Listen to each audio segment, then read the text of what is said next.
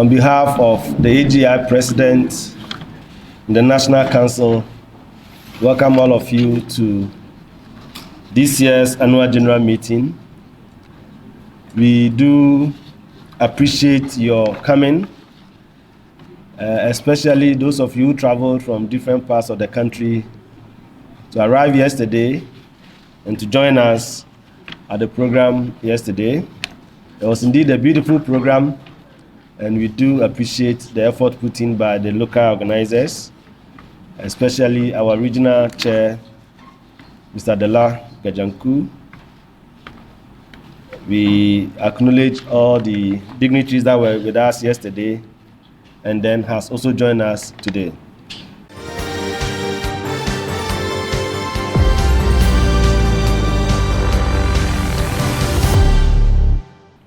This year's AGM is indeed historic.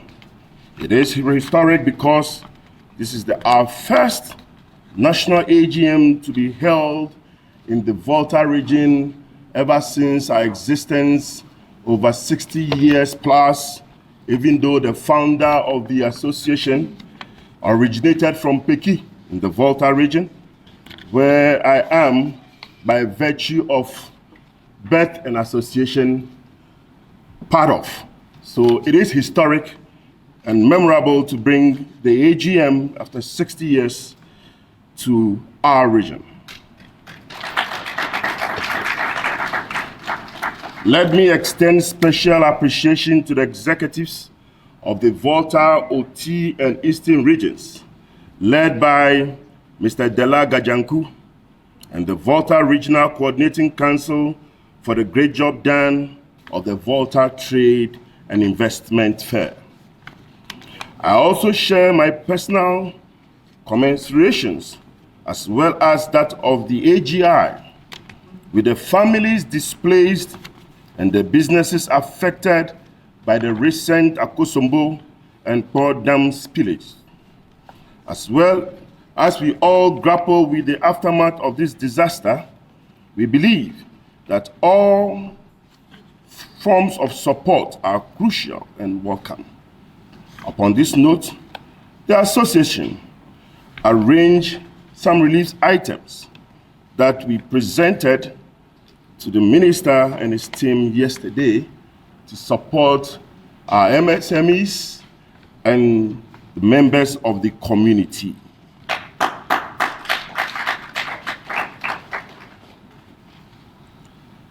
I thought you really wanted to show appreciation to members of the association. You will do that. Distinguished guests, fellow participants, our meeting today presents yet another opportunity for us to reflect and to take stock of our activities as an association, while renewing our commitment to the mutual agenda that lies ahead of us. It is no doubt that we have gone through turbulent times as an association members and as a nation.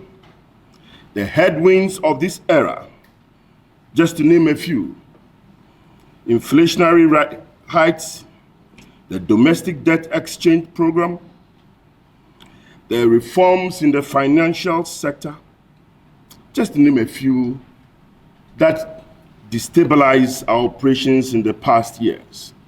Nonetheless, resilience to strive on and move forward is apparent, and so is our total commitment to an improved business environment for industry.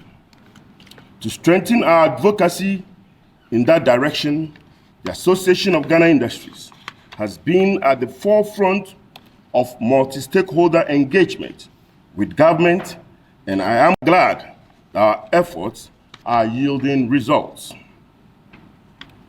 The multiplicity of taxes has been a major bane to our competitiveness, and therefore, I take this opportunity to commend government for the recent announcement of VAT and duty waivers on selected items in some sectors, such as the automobile, raw materials for locally manufactured African prints, raw materials for locally produced sanitary parts, agriculture machinery, inputs, as presented in the 2024 budget statement. With these tax waivers, we believe will help chart a competitive path for these sectors in industry.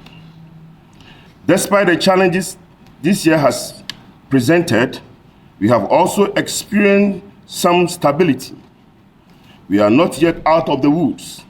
However, as the saying goes, while we are not where we want to be, we are also not where we started. A lot is being done on our part to drive investments across all sectors. However, this will be meaningless without the right policies that support local businesses. Here are some of the activities and engagements we've had this year. In the course of the year, we paid a courtesy call on the newly appointed Minister of Food and Agriculture, Honorable Brian Achampon. The meeting focused on developing the value chain for local raw materials to feed industry. On the back of this engagement, we reckon the need to work closer with the Ministry of Food and Agriculture going forward under the initiative of PFJ2.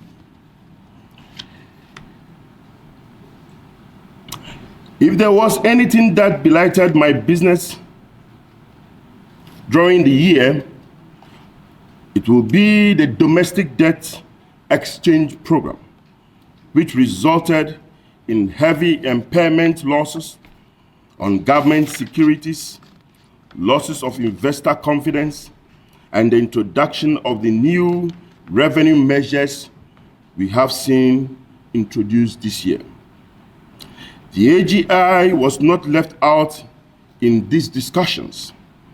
We constituted a team of financial experts to discuss and make recommendations to government regarding measures to mitigate the impact of the debt exchange on businesses, especially financial sector.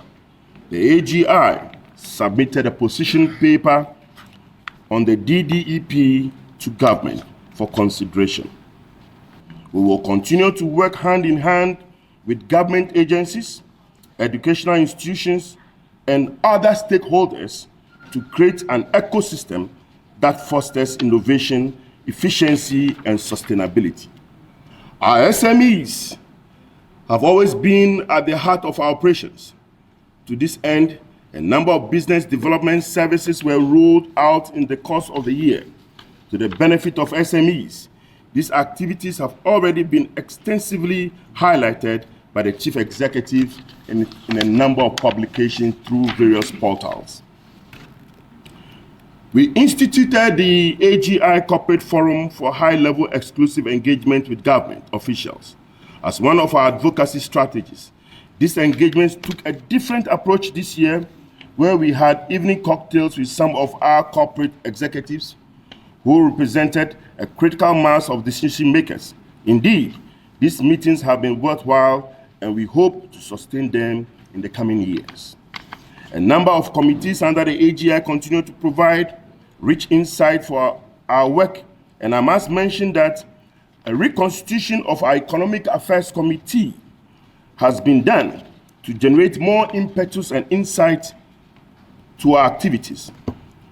Drawing expertise from some of our most dedicated members, we now have an 11-member EAC chaired by the Managing Director of Unilever Ghana Limited, Mr. George Owusu-Ansah. The committee is expected to review policies and economic issues, among others, and make recommendations to the National Council for adoption and implementation. It tells you that our policies, our various engagements, goes through the rigor of membership's contribution through the structures that we have in the association. And each policy position is a well-researched document. I encourage all participants to actively engage in the discussions and initiatives that will unfold during this AGM. Your insights, experiences, and commitment are invaluable. As we collectively navigate the path towards sustainable industrialization, as we embark on this journey together, let us be guided by a shared vision of a sustainable and globally competitive industrial sector in our country, Ghana, and in the context of AFTA. Our 12th AGI Ghana Industry and Quality Awards, which will be held in December, specifically 12th December, will mark the climax of all our activities for the year. Do permit me to take this opportunity to welcome you all and invite you to this program, and also take advantage to wish you all a Merry Christmas, a Happy New Year in advance, that the opportunity to meet you again might be at the awards night, and come and let's celebrate and be optimistic for the incoming year. I thank you for your attention, and I thank you for your custom, and thank you for coming. Akpelemi, Nyawuzi.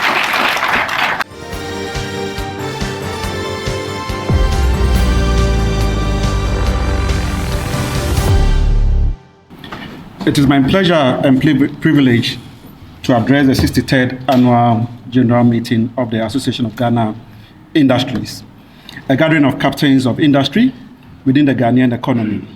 I am also happy to be part of the first ever Annual General Meeting being hosted by the Volta region. Let me first of all thank the National Council members for this invitation, and also take the opportunity to sincerely congratulate the leadership of the AGI for their consistency in providing a solid platform for interaction between industry and government. Such constructive dialogue are very much appreciated, and as we continuously seek to build consensus on the best solutions for addressing some of the complex challenges facing industry, we would like to continuously engage with the AGI. Ladies and gentlemen, I wish to also use this opportunity to extend the Ministry's appreciation to the AGI for their supportive role within the year and a focus in the organization of various successful events and fora aimed at advancing the cause of government industrialization transformation agenda, including the well-attended Ghana Industrial Summit and Exhibition, which was designed to assemble captains of industry, policymakers, and entrepreneurs on one platform to discuss emerging and pertinent issues confronting the development of the industry, and to design strategies and solutions to either leverage the emerging opportunities or mitigate the adverse effects on the growth of industry. I'm also glad to say that this event served as a platform to discuss issues affecting the industrial landscape of the economy, and also exhibit locally manufactured goods as well as services from our local industries. They also serve as channels for giving guidance for the strategic positioning of local industries for global competitiveness. The government of His Excellency Nana Dankwa Akufo-Addo has been pursuing an industrial transformation agenda which is seeking to transform the industrial landscape of the Ghanaian economy. And I'm proud to state that the Association of Ghana Industries has played a critical role in pursuing this agenda. As you may be aware, on the subject of the industrialization through sustainable and efficient supply chains, which has been your theme for this year, my minister during this year's Ghana Industrial Summit and Exhibition 2023 spoke to you extensively on the theme. Ladies and gentlemen, I wish to acknowledge that industrialization is a key driver of economic growth and development, but it also comes with challenges such as environmental degradation, resource depletion, and social inequality. Inefficient supply chains lead to challenges such as pollution, emissions, congestions, and delays. The problems not only harm environment and society, but they also reduce the profitability and performance of businesses.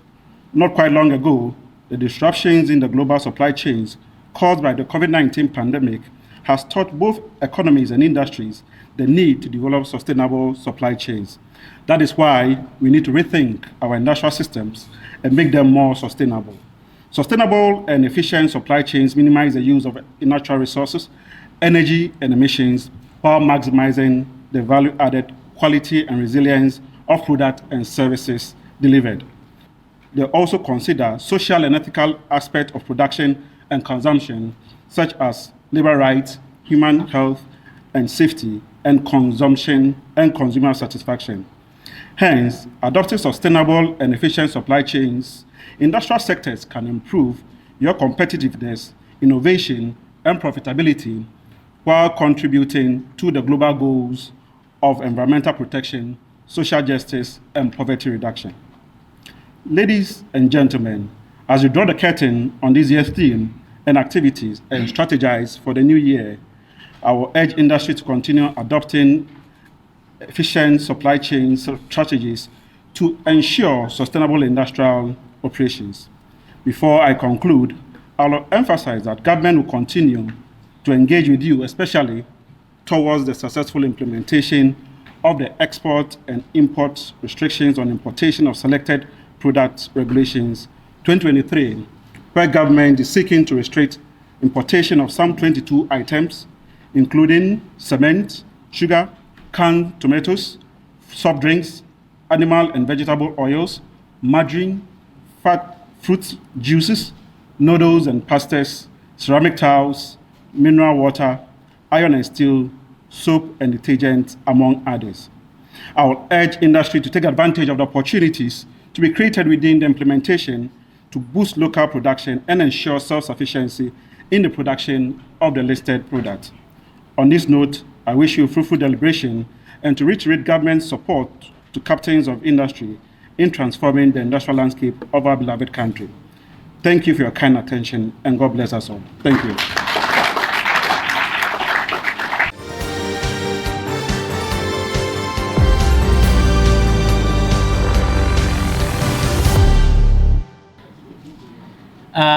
Let me say that I'm very privileged to be back to Volta once again and to be accorded this platform to say one or two things, and especially those of us that are not entirely members, neither are they in the industry, but are being accorded a platform to address such an important gathering.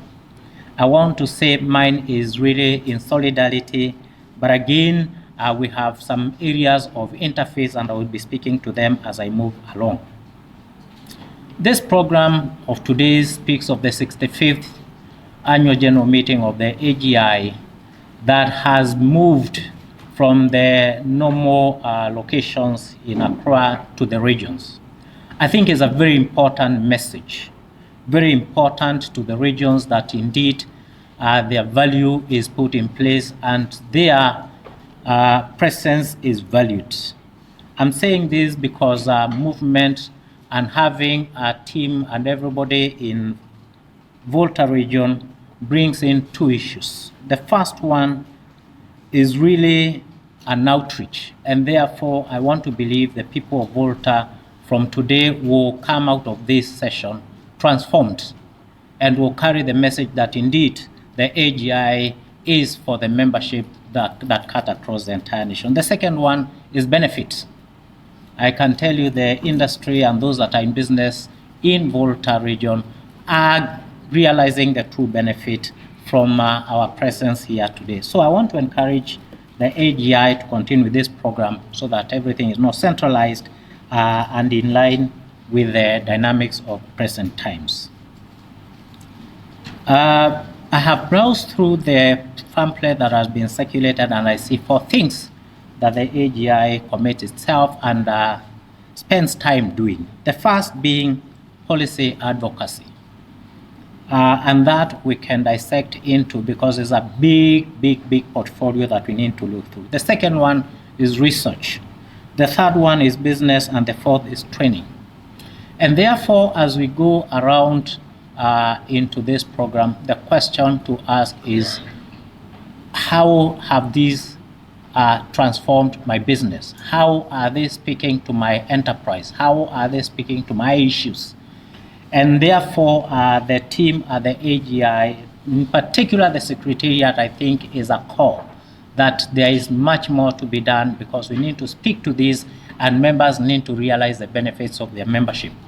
The other day when I met with the team, I was asking, if I was a member of this, what is it that would keep me to pay my subscription and to keep my membership into any organization?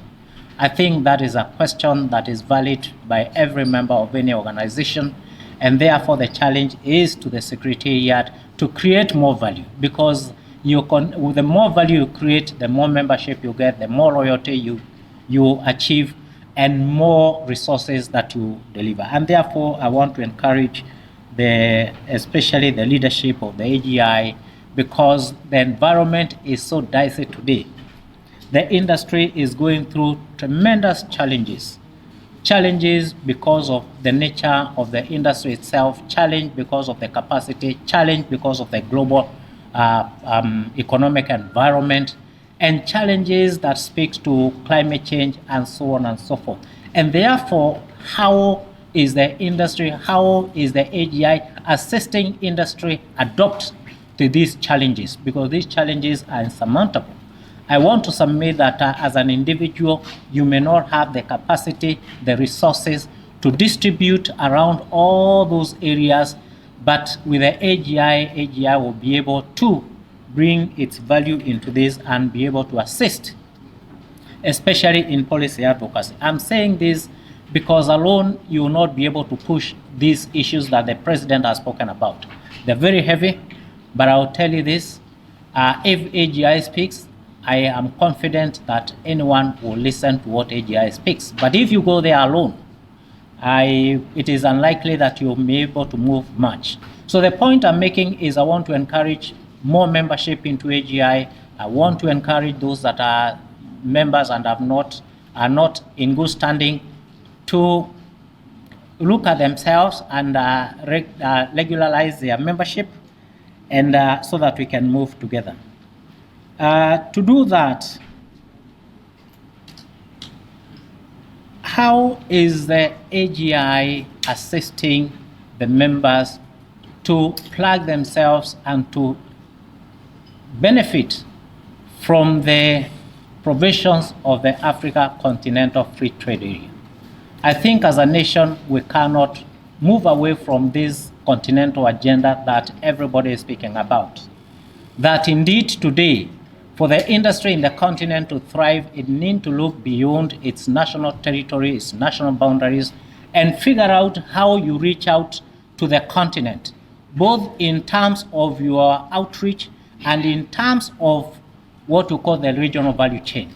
We'll need to get out of this region, look for partners across the continent from wherever, either east, south, North Africa, and wherever else, so that we can build requisite capacity for us to be able to manufacture sufficient and in a more economic manner that will be competitive to reach out and sell to the continent. And therefore, AGI has a big role to play. You have the ACFTA here with ourselves. We have the national office there. I think there will be a need for a meeting of the AGI and these institutions to begin to figure out what is it that they need to do for the Association of Industry to be able to harness its potential and manufacture and serve the continent of Africa. The final one is to say that AGI, we haven't really had a very robust engagement, but I want to tell you that we need to reach out to the African colleagues, diplomats in Accra. We'll be very happy to engage yourself so that you hear us and you'll be able to see perhaps where there is opportunity across the continent. So when you have the time, please assemble us. We'll be willing to come to your offices. We'll be willing to host you so that we can have a conversation. And every member of the African Diplomatic Corps in Accra will be able to feel that has an engagement and can reach out and can share their own areas of opportunity that we can work with. Finally, let me say that I very much look forward to AGI extending its tentacles beyond Ghana. I'm speaking to this in terms of MOUs with like-minded institutions like that are focused on industry, and there are many in the continent. So that if you have, and I'm assuming that there is one that brings all similar associations like the AGI in the continent, they can bring this conversation at the continental level. Because there are policies that need to be addressed at the AU level, at the summit level, and therefore we would want to encourage that AGI reach out to its other partners so that you can develop an agenda that you can push all the way to the summit level and the heads of state are able to address, so that the needs of the African industry are addressed not just at the domestic level but across the continent, and we'll be speaking the same. I'm saying this, for example, when you're talking about goods that are manufactured in the continent. How do they find their space into the bigger outlets in the continent? You go to supermarkets, big supermarkets, wherever you go in the continent, how much of African content is in those supermarkets? Who are we manufacturing for? And therefore, if that is addressed at that summit level, I think it will begin to send signals that indeed there is support at the highest level of the African industry as we move forward. Finally, is to wish you a very successful AGM, an AGM that has a number of areas to look into. One, to look at the scorecard of the team that is steering the AGI, and I think you need to look that with a tooth comb. The second one is to ask questions, and please don't be shy because you need to ask difficult questions. Chairman, please bear with me. The third one is either review or renew the mandate. And fourth one is to bring in new energy into the whole exercise. Thank you very much.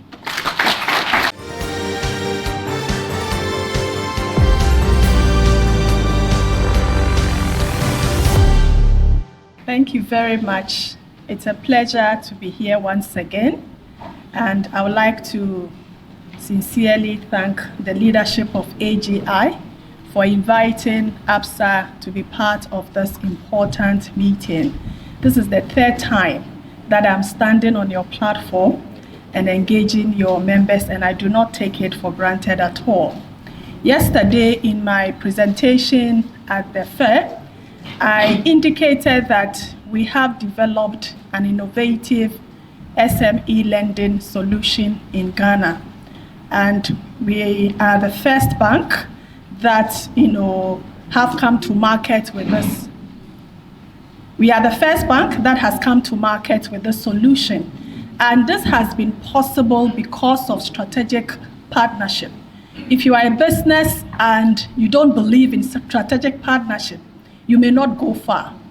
We have come to a point in the financial sector that it has become so imperative that banks seek partnership with development partners and government agencies to see how best we can support your businesses to grow. We all saw what happened last year and how it led to the hike in interest rate to the extent that we were heading towards the 50%. And a lot of businesses could not borrow at that time. And as a bank that cares about businesses, we had to re-engage our partner to see the best way we can support you. And I'm happy that we were able to broker that deal to enable us to support women in business. Though it doesn't impact all the sectors, I believe that it's the step in the right direction. So the investment, I call it impact investment solution, that we have been able to design with MasterCard Foundation, impact women in business. So all the women in this room who are running businesses, you are beneficiaries. It also impacts agri-businesses and all the value chains. The agri sector is huge and the value chain is very large. So all the businesses within the agri value chain are beneficiaries. And then young entrepreneurs who are between the ages of 18 to 35 years, you are also impacted. Now, under this initiative, you can access up to $1 million. So in Ghana cedis, we peg it at 11 million Ghana cedis. And the interest rate is 10% per annum. So when you break it down, it's less than 1% per month.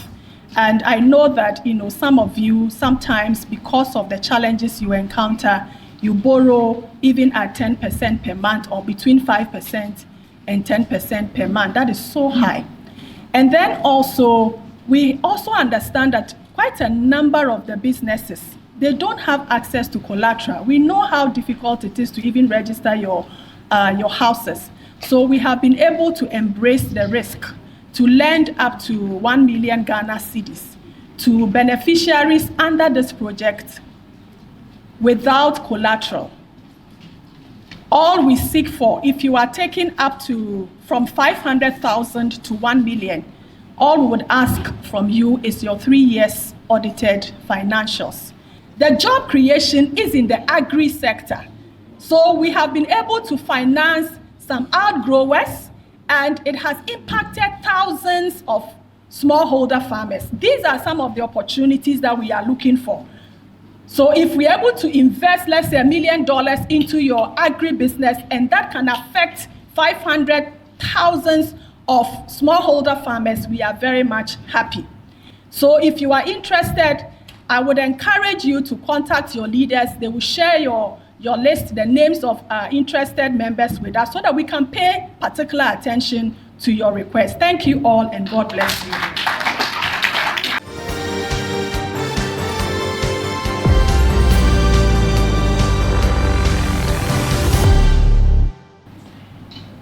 As we all know, the agreement establishing the African Continental Free Trade Area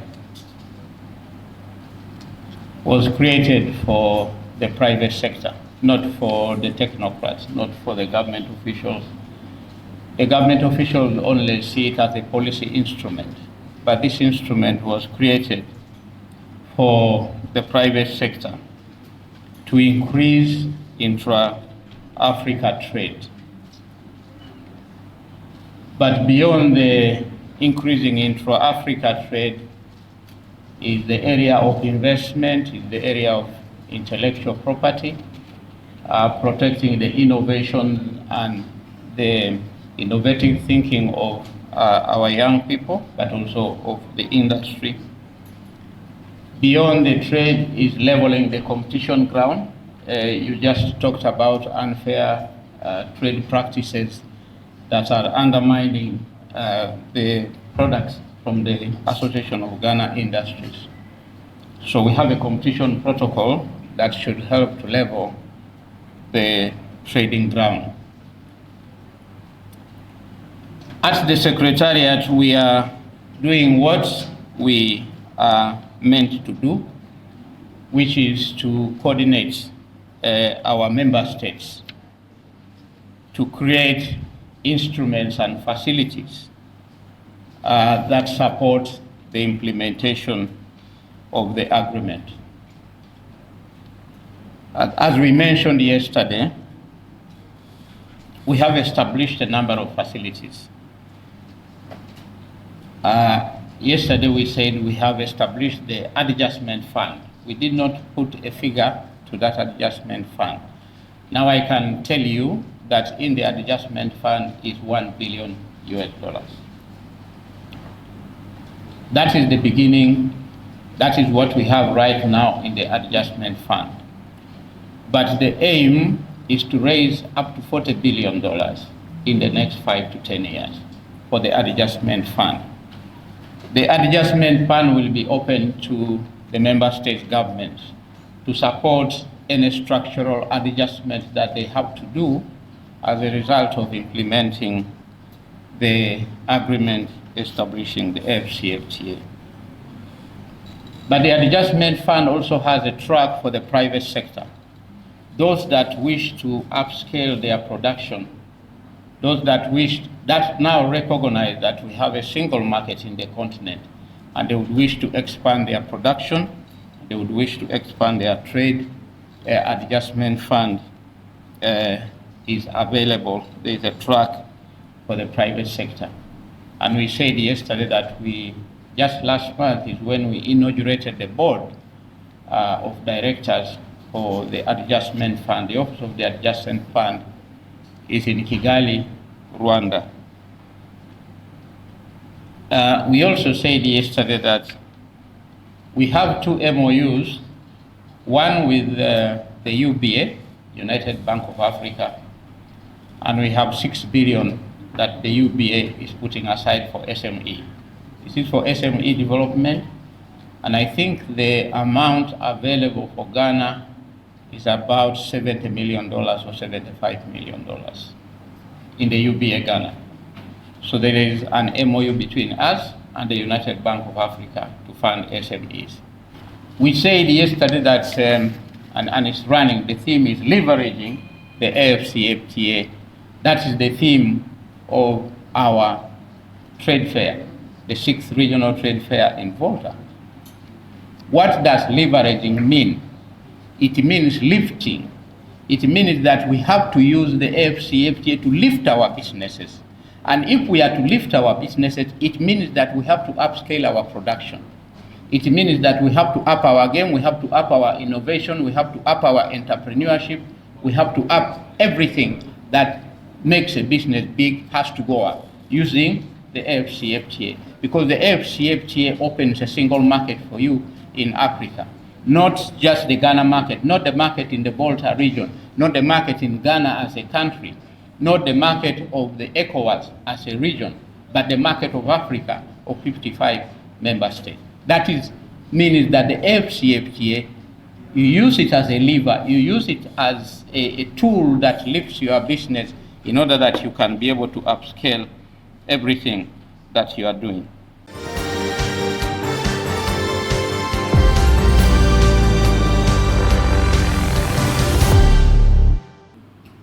We are also very grateful to AGI for the support that you've given us for the flood victims in the Volta region and beyond, because the spillage of the Kosovo Dam and Bond dams affected Eastern region, Asojamine and Lower Manyakrobo in the Eastern region, Adan East and Shao Sureku in Greater Accra, and North Town, Central Town, South Town, and Angola in the Volta region. So 8 of our districts south of the dams were affected. We'll make sure that what you have brought to us will reach all of them. So once again, I welcome you, and we are around. Feel safe, feel free, and enjoy your time with us. Enjoy the oxygen city of the Republic of Ghana. I'm sure many of you are surprised when you want to go to town. Within 5 minutes, you get to where you want to go. Yeah, here we don't have traffic. And we make sure we don't have traffic. And because of that, our air is very pure. It was measured by the Ghana Standard Authority and found to be the purest in Ghana. So if you want to stay healthy as a member of AGI, visit Volta 1 weekend in every month so that you can refresh your bodies. Thank you very much for your attention.